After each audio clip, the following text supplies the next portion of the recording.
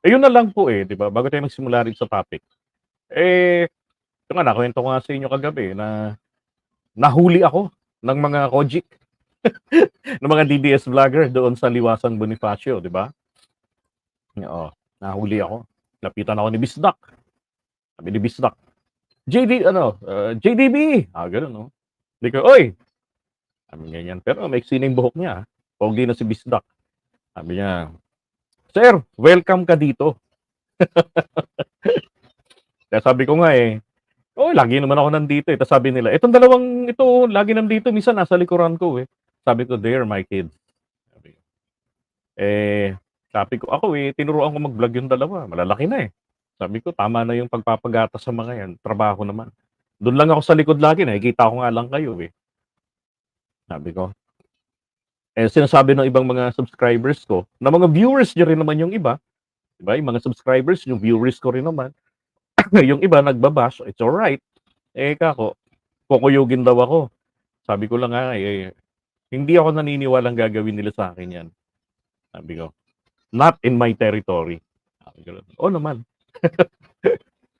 Ay naku, nakakatuwa rin na yung mga dati nating kasama sa Uniteam campaign na nakahiwalayan natin ngayon ng pinaniniwalaang tao, 'di ba? Nagkakamayan, kumustahan kagabi, oo. Naaya ko nga si Go Philippines, eh, "Halika rito!" Sabi sa kanya, eh.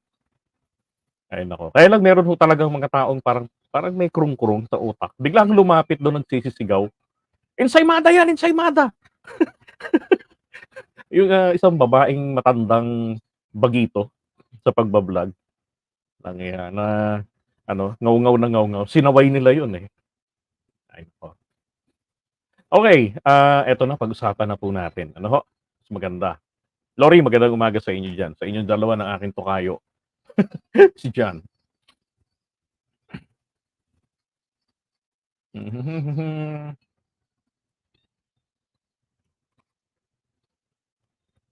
Magandang umaga ho sa inyong lahat mga kapatid. Ako po si JBB, ang inyong abang lingkod. Abay, pag-usapan po natin ngayon ito. Ultimate sacrifice daw po ang ginawa ni Kibuloy na pag-surrender. Aba, ang sabi ko naman, at ng taong bayan, baka obligasyon. Tama ho? Lang yan, eh, dito nasa kulungan na nga ang kliyente ni Torion, pinaglololoko pa tayo. Hmm. Si Kibuloy po, bilang isang akusado, ang meron pong ano, ultimate obligation, not a sacrifice, 'di ba? Ultimate obligation. Oh, alam niyo kung totoo naman po talagang, sabihin natin ako for me to make me believe that this is the, ultimate sacrifice by Kibuloy, dapat po hinarap niya na ang Senate investigation, 'di ba? Yung House of Representatives sa usapin ng SMNI, kung talagang walang tinatago, kung talagang nirerespeto ang ating institusyon, 'di ba? Lalantad at sasagot, magpapaliwanag. Napakasimple lang kaysa hayaan niya yung abogado niya dun na kengkoy, pinagtatawanan lang, pati ng mga kasamahan niya sa KOJC o sa SMNI tinatawanan lang siya, 'di ba? So, puro mga pawns. Kumbaga sa chess, 'di ba, yung mga kalbo, yung mga yung mga kalbo sa harapan ng mga itim, yun ang kasi black piece sila, eh. O tignan niyo nakaitim, 'di ba? So, yung black piece nila, yun ang kanilang pinapakain, pinapatira ng pinapatira. Oh, 'di ba? Para makuha yung gusto nila. Eto ho yung, nakakagulat kasi kanina. Eto sabi rito ho,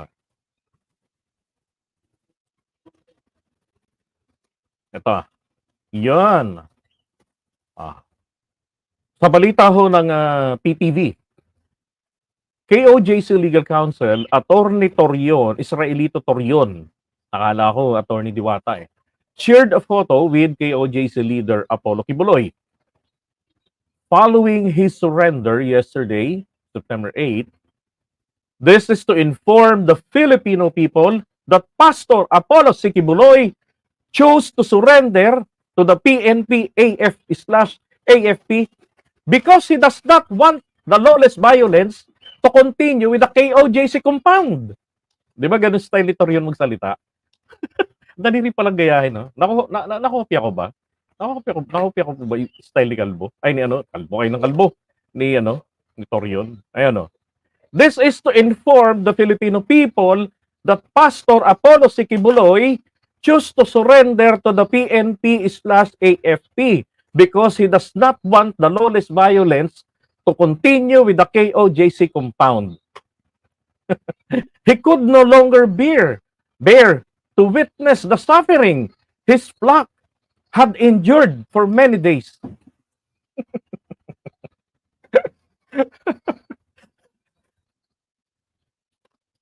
Alam nyo, yung nangyari po sa KOJC, yun pong ginawa ng mga kapulisan natin doon, pati yung pagbubutas.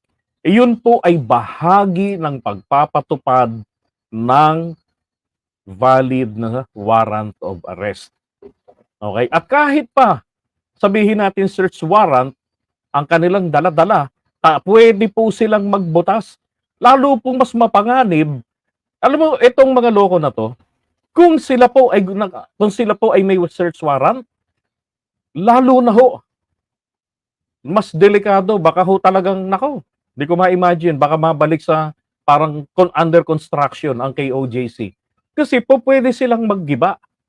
Di ba? Kasi dapat pagka ganyan na merong warrant, o yung mga nakakaalam, ilabas nyo yung bagay na hinahanap. Kung merong search warrant, di ba? At kung merong warrant of arrest, harapin ng tao na subject ng warrant.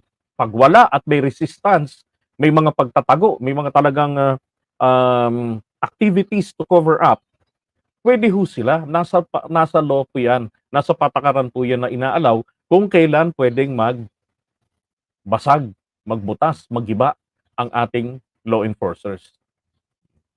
And I do not know bakit hindi ito ipinaliliwanag ng mga abogado. Kaya tuloy nakakantsawan na ang mga abogado ay nagsisinungaling sa oras na binuksan nila ang kanilang bibig. Di ba? Ito kung ginawa na to ni Quiboloy, ito po ay kanyang obligasyon. Obligasyon niya yan.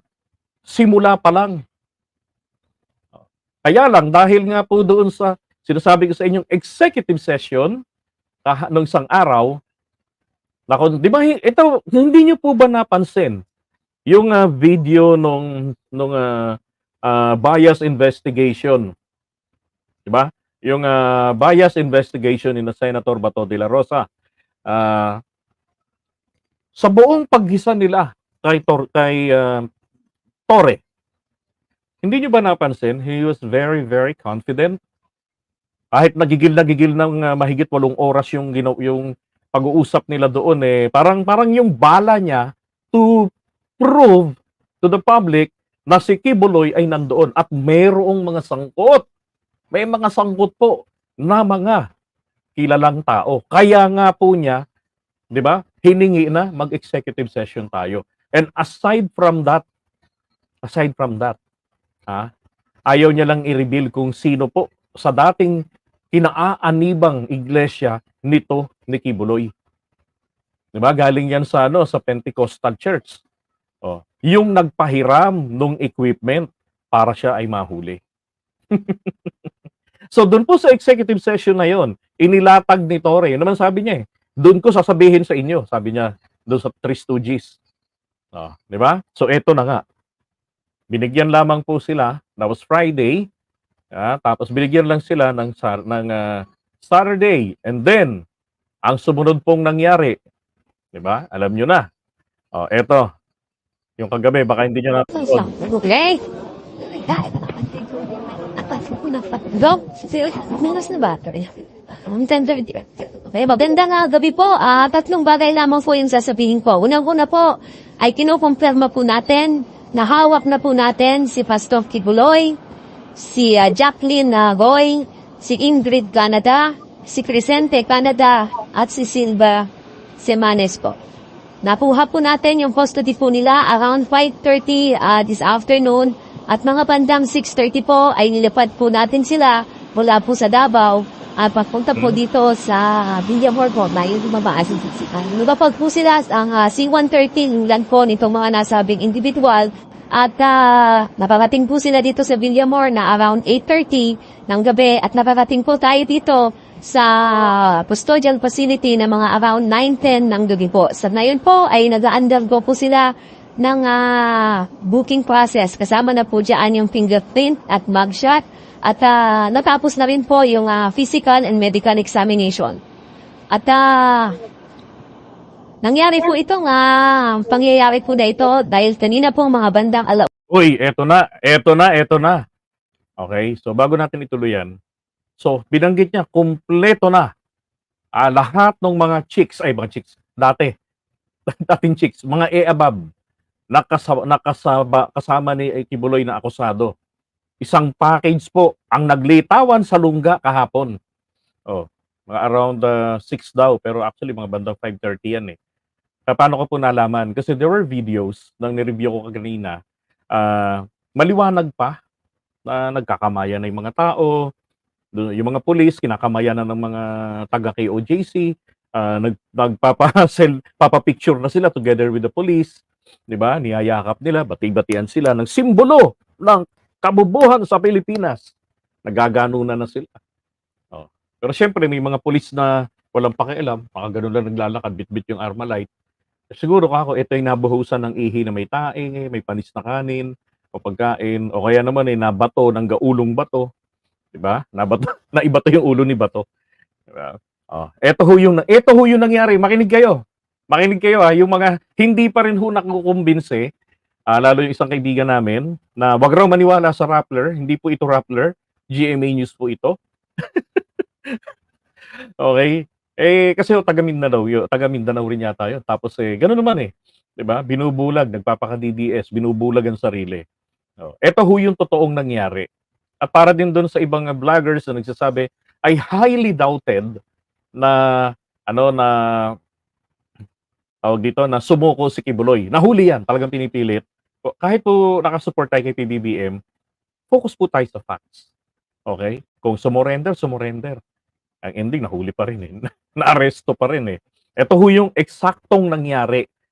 Sinasabi ko po sa inyo, a day after, okay, which is Saturday, of the Bias Joint Senate Committee ni Bato, plus Team KOJC hearing in aid to grill General Torre. Una, imedya po ng hapon ay nagkaroon po ng negosasyon para po sa mapayapa po nila negosasyon para po nangyari po itong pangyayari po na ito dahil kanina po mga bandang alauna, imedya po ng hapon ay nagkaroon po ng negosasyon para po sa mapayapa po nilang pagsupo dahil binigyan po natin sila ng ultimatum. Nang within 24 hours po ay kailangan po nilang sumuko at nagkaroon po ng negotiation. So, ito po ay joint efforts po ng PNP and AFP. Ma'am, sa loob po ba ng sila sa loob ng Kingdom of Jesus Christ? Sumulupa, doon po mismo sumuko. Yes po. Apo. Yun, Sa maliwanag. loob po ng KOJC, compound po natin sila. Ma'am, dito sa loob ng PNP Custodial Center, magkakasama po sila sa isang kwarto, paano po mangyayari? Wala pa po tayong detalye po dyan. Maraming Okay. Magbibigay naman daw sila ng update doon sa kung saan matutulog, anong klaseng hotel accommodation sa bilangguan ang ibibigay nila. Pero ito ho maliwanag. Okay? Isang package po ang sumurrender. Binigyan lamang sila ng kapulisan pagkatapos ng executive session ng 24 oras mahigit para mag-isip-isip. Dahil, according to her, 1:30, there was a negotiation. When we talk about negotiation,